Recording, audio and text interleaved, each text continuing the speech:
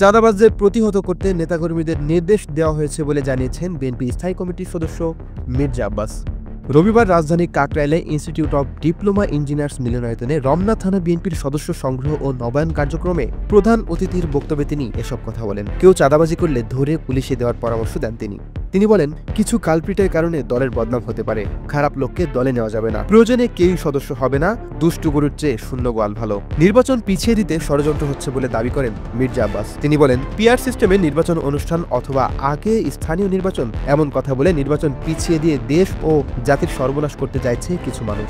সবাইকে ঐক্যবদ্ধ হওয়ার আহ্বান জানিয়ে তিনি বলেন, যারা দেশকে ভালোবাসেন তারা একসঙ্গে আসেন, সমাবেশ করে আউল ফাউল কথা বলবেন না, কোনো রকম সংঘর্ষে বিএনপি যেতে চায় না। মির্জা আব্বাস আরো বলেন, বিএনপি 17 বছর ধরে যুদ্ধ করেছে, এখন নিজের ভাইয়ের সঙ্গে আর যুদ্ধ করতে চায় না। বর্তমান পরিস্থিতিতে রাজনৈতিক দলগুলোর মধ্যে ঐক্য প্রয়োজন। তিনি পরিষ্কার করে বলেন, দল নতুন সদস্য নেবে, তবে আওয়ামী লীগকে নয়।